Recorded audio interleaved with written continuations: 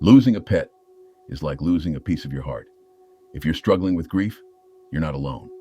At mydogdied.com, we understand the pain and are here to support you. Visit us today and find comfort, guidance, and a community that cares. We received a letter from someone who's lost their pet and have allowed us to share their story so that it will help other listeners deal with the loss of their pet. Remember, if you like this video, please support us with a like, subscribe, and share. Hello, dear friends. This is Don Barnes from mydogdied.com. Every week, I sit with a cup of tea and read the stories you share with me. Raw, beautiful, sometimes shattering stories of love, loss, and the deep soul connection we form with our dogs. Today, I want to share a letter from Michael, a 34-year-old from Los Osos, California. He recently lost his beloved Indy, a 13-year-old Havanese. His words, like so many of yours, reached right into my heart. Dear Don, Michael writes, it's taken me a few weeks to even find the courage to write this. My Indy died alone at a shelter. I didn't even know he was there. I paused when I first read that. Let me take a breath, because I know some of you have felt this too. That ache of not being there at the end. Michael goes on. Indy went missing in late March.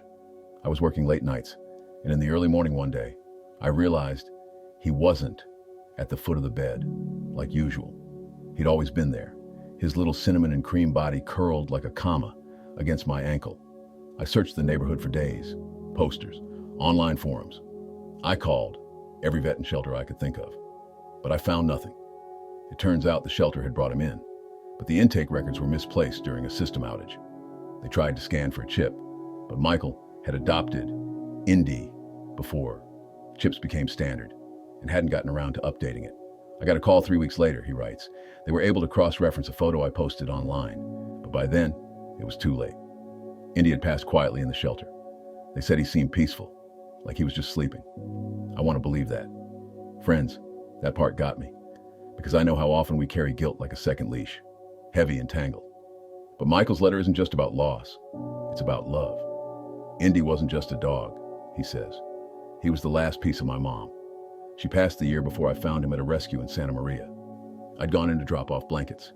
He was the only dog not barking, just sitting in the corner, head tilted, watching everyone. The moment our eyes met, I knew. He was home. Indy had a gift, Michael said, a gentleness that wrapped itself around everyone he met. He could balance a milk bone on his nose for nearly a minute, never flinching. Michael wrote that he called it Zen snacking. And every Friday night, they had their ritual. One grilled cheese sandwich, split down the middle. Half for Michael, half for Indy, crusts and all. I've never laughed more in my life than I did during those 13 years, Michael said. When I was going through depression, it was Indy who nudged me out of bed, who licked the tears off my face when I felt like I couldn't breathe. He reminded me that life could still hold warmth. After Indy passed, Michael stumbled onto mydogdied.com. I don't even remember what I Googled. Probably something like, how do you breathe after your dog dies? Your site was the first link.